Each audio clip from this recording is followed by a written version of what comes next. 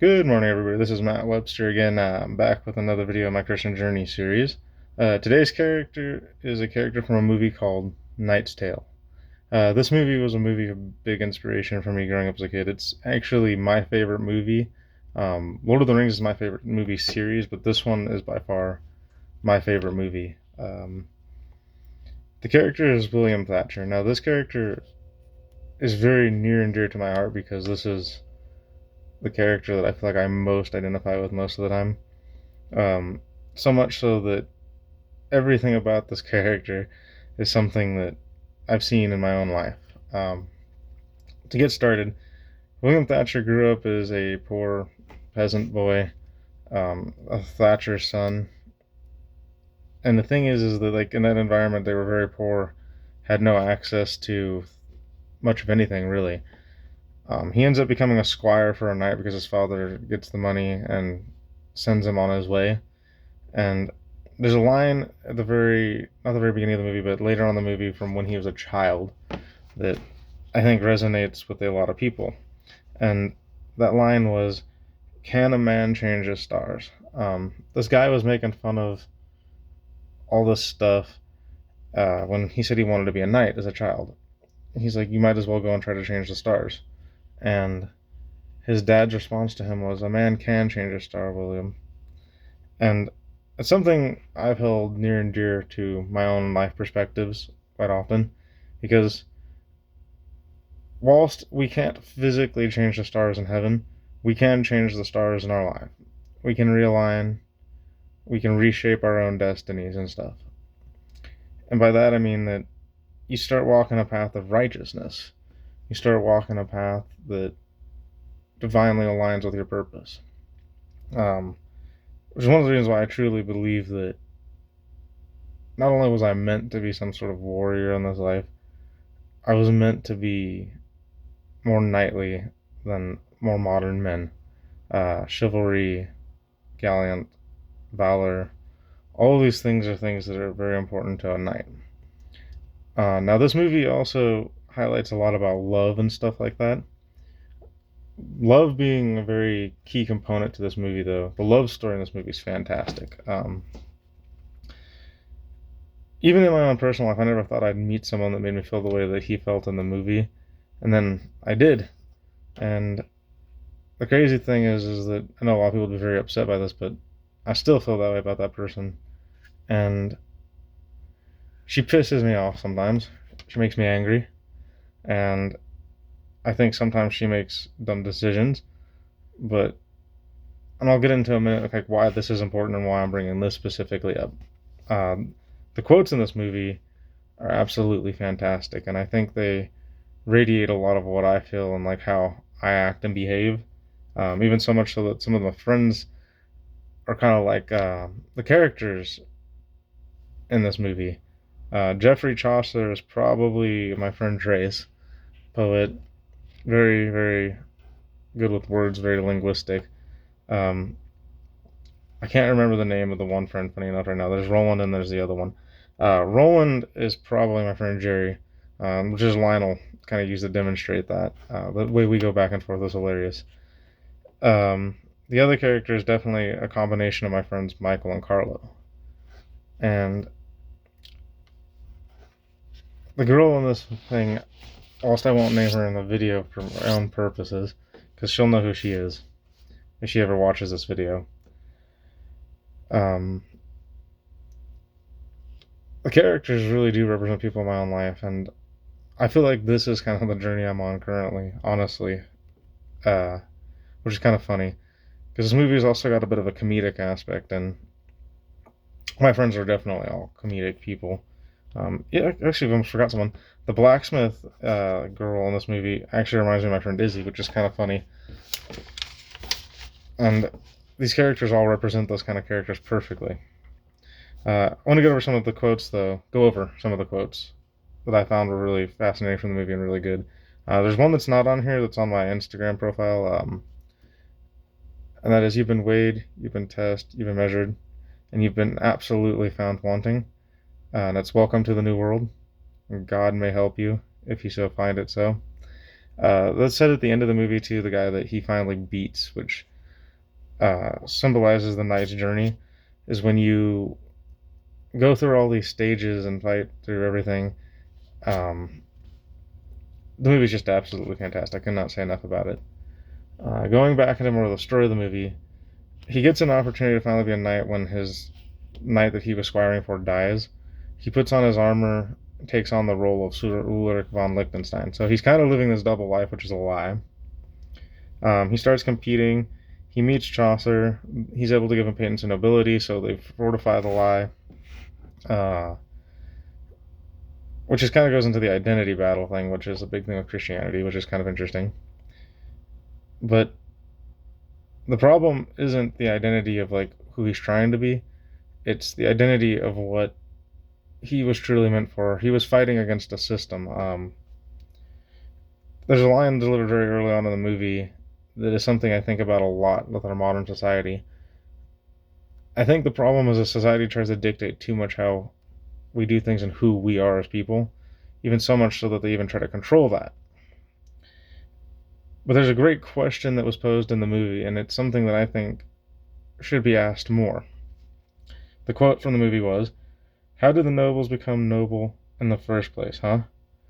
They took it at the tip of a sword. I'll do it with a lance." I think this highlights where a lot of men fall short in this world. I personally love this quote. This quote is something that's always resonated with me. I don't let society tell me what I'm going to do and how I'm going to do it. I don't even let my friends tell me that. In fact, I'm told I'm a ticking time bomb, I'm a loose cannon, I'm uncontrollable. And I say, damn right. And I'm happy to be. I'd honestly rather be uncontrolled by nature and society. I do what I feel is right, and I go for what I believe and truly desire. Which leads me into another quote in the movie, and that's, "My pride is the only thing they can't take from me." He says this line after he's found out later in the movie, and everyone's begging him to run. And he does what I think every man should do in this situation wholeheartedly, and that's, he stands his ground. He gets arrested, he gets his butt beat, he starts getting flogged later in another scene by all the people. He tells his friends to leave because he's made his choice, and they decide to stand by him, which I think in modern society a lot of people don't stand by people when they should. And I've seen a lot of things, a lot of people get judged for the things that they're doing. I'll gladly stand by those people again and again, simply because of the fact that there needs to be more people willing to stand for the people that they care about, regardless of the outcome and circumstance. Now, I want to get more into some of the quotes in this movie that represent the love, because I think being a knight, especially an endearing knight like this, the embodiment of love is so fantastic. When William first meets Jocelyn, that's the name of the character's love interest in the movie, he doesn't know her name, he has no idea what's happening, he's just instantly infatuated with her, to the point where he's following her into a church on a horse. And he asks her for her name, and she won't give it, and she's like, "What would you do with it?" And he's like, confused, baffled, and he's like, "Okay, a fox you are, my foxy lady." I love that line because of the fact that it's a playful romance. Me personally, I prefer playful romance. I'm a goof. I want the woman that I'm with to know that even there's days when I'm a fucking absolute train wreck, and sometimes I go off the deep end a little bit more than most people. I get angry, I have my compulsions. I'm still goofy and loving, and like I always come back to that. I think romance is too boring when you're always trying to be serious and you're trying to be whatever. I think a little bit of playful teasing, in a way, is godly, because it highlights something about God's nature, which is good humor. Another line when he redelivers it again in the movie, because he asked her to tournament after all these other knights promised their victory for her in the field. He walks up to her and he asks her again for her name, and she doesn't really give it. And then he delivers this line, which he gets from Chaucer: "Or perhaps angels have no names and only beautiful faces." It's that very poetic, romantic stuff. And I know women love this especially.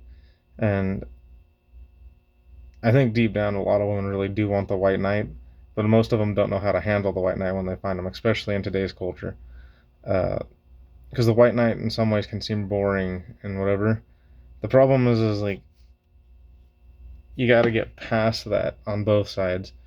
Men need to not be overly white knight, but women need to also allow him to be the white knight to step in and like kind of let him do his thing.